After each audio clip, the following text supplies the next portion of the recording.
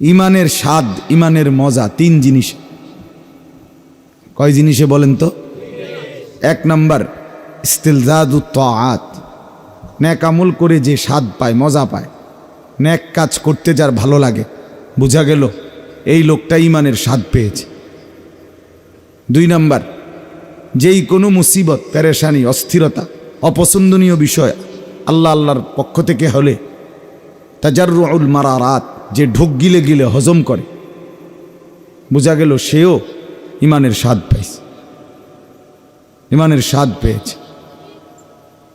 তিন নাম্বার রিজাবিল কাজা, সর্বাবস্থায় আল্লাহর ফয়সালার উপরে যে সন্তুষ্ট থাকে সেই ইমানের স্বাদ পেয়েছে।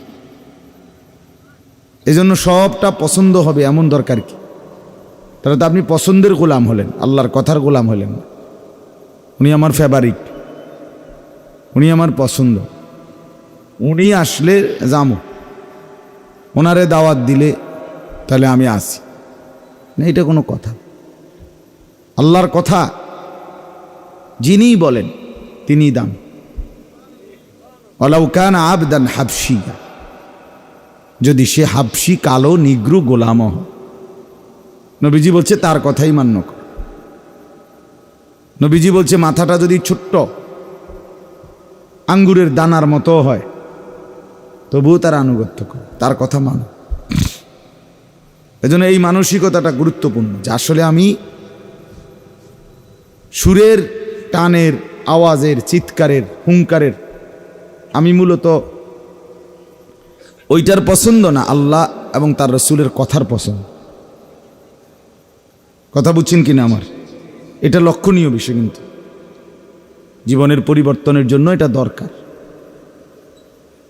আমরা মনে আছে ছাত্র জীবনে মাদ্রাসায় যখন পড়ি তখন তো উস্তাদ সবার পড়ার ধরন, স্টাইল, বুঝানোর দক্ষতা একরকম ছিল না, কিন্তু সবগুলো ক্লাসই তো ঠিকমতো করছি।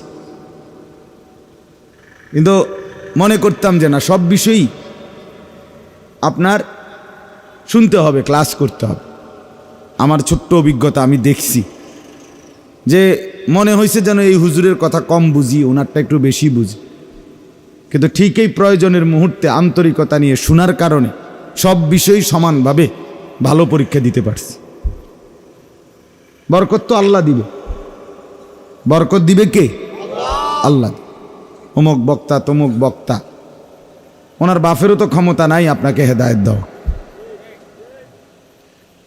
আল্লাহর পথ পাওয়া, আল্লাহকে চিনা, আল্লাহর ইবাদত করতে পারা, এটার জন্য আল্লাহর দয়া দরকার।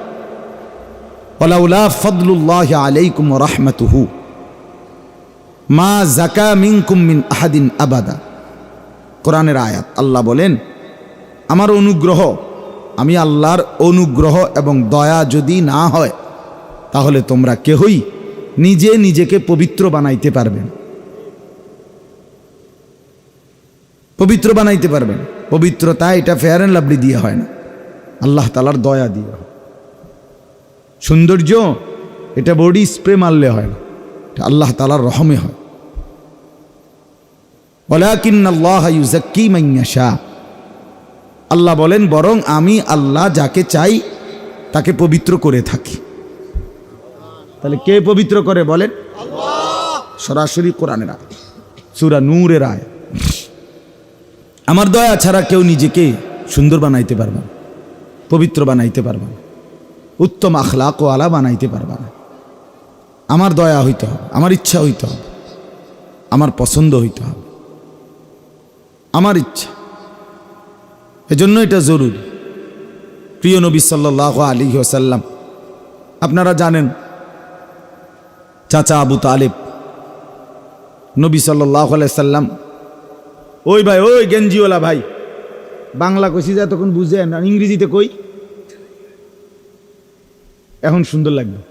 কিছু মানুষের বদ অভ্যাস হলো যে স্বাভাবিক ভদ্রচিত ঠান্ডাভাবে কইবেন না, হে শুনতো না, যখন লজ্জিত হবে তো তখন মাথা নয়।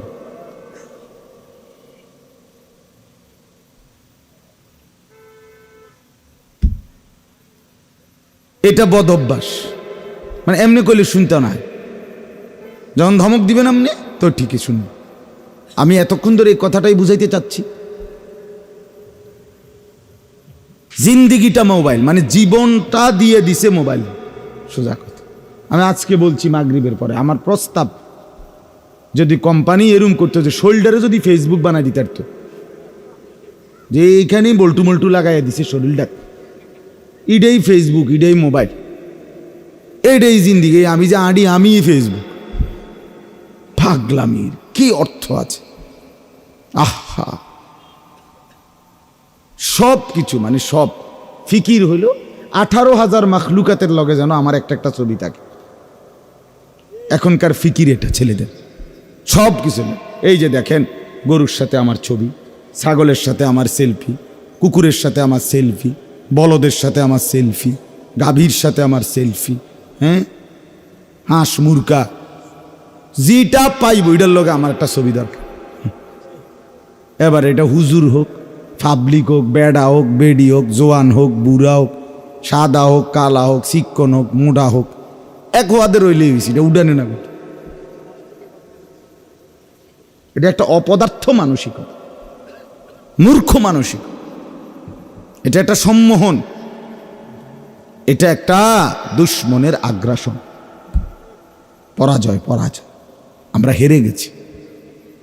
সাংস্কৃতিক আগ্রাসন এটা, যে পুরা মুসলিম যুব সমাজ আমাদের মানসিকতার মধ্যে ঢুকাই দিছে বেঈমানে, যে সব কিছু তুমি তোমার জিন্দিগির আবেগ অনুভূতি, নড়া চড়া, হাঁটা চলা, উঠা বসা, যেদিকে যা দেখো সব আমাদের কাছে জমা দাও। আমাদের এই বড় মোবাইল নেটের সব কিছু, আমরা যে যাই ছবি তুলি, এটা কি দুশ্মনের কাছে যায় না? বলেন, ফেসবুক বলেন, ইউটিউব বলেন, আর যাই বলেন, এগুলোর নিয়ন্ত্রণ কাবা শরীফের ইমাম সাহেবের কাছে, ঠিক না? বলেন ইহুদিদের কাছে। এ তো মদিনা শরীফের ইমাম সাহেব নিয়ন্ত্রণ করে না, তারা লক্ষ্য রাখে, 24 ঘন্টা তারা তাদের হিসাব রাখে, মুসলমানের অগ্রগতি কদ্দুর, অবনতি কদ্দুর, মুসলমানের কয় পার্সেন্ট যুবক চরিত্রবান, চরিত্রহীন কয় পার্সেন্ট, মুসলমানের কয় পার্সেন্ট যুবক মেয়ে নিয়ে হাঁটে, কয় পার্সেন্ট যুবক নিজে একা হাঁটে, এটা তাদের হিসাব আছে। কারণ সব তো তুমি ছবি দিচ্ছ। হোটেল, রেস্তোরাঁ, পার্ক, রেস্টুরেন্ট, বিনোদন কেন্দ্র, মার্কেট, শপিং সেন্টার, যেখানে যা দেখতেছে শুধু ছবি উঠে। আমি সেদিন দেবিদ্দার বাজারে দিয়ে পার হইতেছি, দেবিদ্দার বাজারে, আমাদের এই বুড়িচংয়ের মতো এই জায়গাটার মধ্যে সবসময় জ্যাম থাকে, দেবিদ্দারও এরকম, মানে বাজারটা চিকন, দোনোদিকে দোকানপাট। তো হঠাৎ গাড়ির জানালা দিয়া তাকাইলাম, আসরের আগে বা পরে, একটা স্কুলগামী মেয়ে, স্বাভাবিকভাবে মেয়েটা ভদ্রচিতভাবেই সে তার মতো চলে যাচ্ছে, হাঁটতেছে, ঠিক তার এক হাত বরাবর পিছনে একটা ছেলে পুরাটা, মানে তার পিছনে পিছনে বড় একটা মোবাইল ধরে রাখছে, এটা ভিডিও করতেছে, মেয়েটা হাঁটতেছে। আমি শুধু আলেম মানুষ, এই জন্য আর কিছু বলি নাই, শুধু মন চাইছে খুল্লা বলি, বোন তোর পিছনে কুত্তা লাগছে, তোর পেছনে কি লাগছে? কুত্তা লাগছে, কুত্তা, এটা কুত্তা লাগছে তোর পিছনে, এই কুত্তা তোর হাঁটাটা পর্যন্ত ছবি উঠাচ্ছে। বলেন এটার কি অর্থ আছে? মানে এটা কি একটা সুস্থ স্বাভাবিক কোনো মানসিকতা হইল? তাহলে আমরা কোথায় অবস্থান, আমাদের হালাত কোথায়? হাজার বাধা দিবেন আপনি, মানে ফিকির একটাই, শুধু ছবি উঠা। এটা দোস্ত নতুন করে আমাদের সম্মোহন আমাদের উপর, এটা জাদু করছে আমগরে, জাদু তাবিজ করছে আমগরে। বেঈমানে মনে হয় যেন কি দিছে, ফু দিয়ে দিছে, আমগরে তাবিজ করে দিছে, যে শুধু ছবি উঠাও, শুধু ছবি উঠাও, শুধু ছবি উঠাও। আহা, সারাটা সময়, নাইলে কি অর্থ আছে এটার দ্বারা? পাগল ছাগল গরু ছাগল যেটা জামনে পাইতেছে ছবি তুলতেছে। আল্লাহ আমাদেরকে বুঝ দান করেন। আমার ভাই ফিরে আসা দরকার, ফিরে আসা দরকার, অনুভব থাকা দরকার। কোরআনুল কারীমের মধ্যে আছে ইউসুফ আলাইহিস সালাম যখন স্বপ্ন দেখছে, ওনার আব্বা ইয়াকুবকে বলছে, আব্বা আমি স্বপ্নে দেখছি 11টা তারকা, একটা সূর্য, একটা চাঁদ, আমি দেখছি এগুলো রাআইতুহুম লি সাজিদিন, এগুলো আমারে সেজদা করতেছে। ইয়াকুব আলাইহিস সালাম বলছে, লা তাকসুস রুইয়াকা আলা ইখওয়াতিক, হে প্রিয় সন্তান, তোমার বাকি এক ভাইদের কাছে তুমি চাইও স্বপ্নের এই কথাটা বলো না। ফায়াকিদু লাকা কাইদান, তারা তোমার বিরুদ্ধে ষড়যন্ত্র করবে। ইন্নাশ শাইতানা লিল ইনসানি আদুউম মুবিন, নিশ্চয়ই শয়তান মানুষের প্রকাশ্য শত্রু। তো এই আয়াতের তাফসিরে আছে, আমি নিজে পড়ছি তাফসিরে ইবনে কাসিরের মধ্যে। নবীজি সাল্লাল্লাহু আলাইহি ওয়াসাল্লাম ইরশাদ করেছেন, ইস্তাঈনু আলা কাদাইল হাওয়াইজ বিকিতমানিহা, কথাটা খেয়াল করে, ফাইন্না কুল্লা দি নি'মাতিন মাহসুদ, এই হাদিস। নবীজি বলেন, তোমরা তোমাদের অসংখ্য কাজ পূরণ করতে গিয়ে গোপনীয়তার সাহায্য নাও। কিসের সাহায্য নাও? সব কিছু খুলে দিও, সব কিছু বলে দিও, সব কিছু জানায় দিও, সব কিছু জানায় দিও। বুঝেন নাই কথাটা? গোপনীয়তার সাহায্য নাও। কেন? নবীজি বলেন, শোনো, যাকেই বিশেষ কোনো নেয়ামত দেওয়া হয়, যোগ্যতা দেওয়া হয়, যাকেই বিশেষ কোনো গুণ দেওয়া হয়, তাকেই কেউ না কেউ হিংসা করে,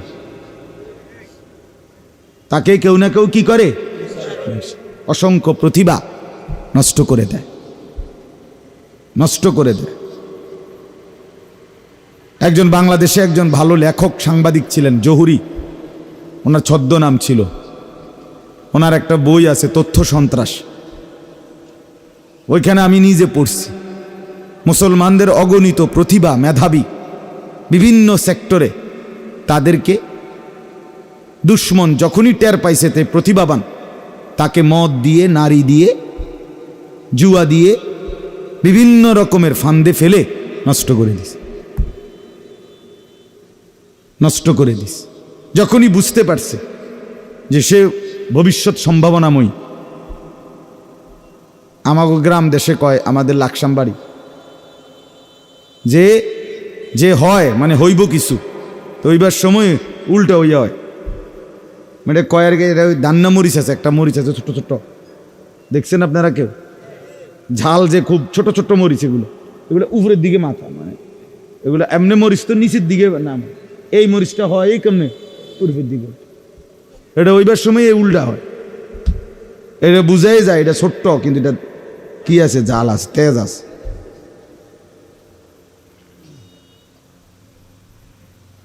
এই জন্য ভাইয়া রাসূলুল্লাহ সাল্লাল্লাহু আলাইহি সাল্লামের নসিহত এটা।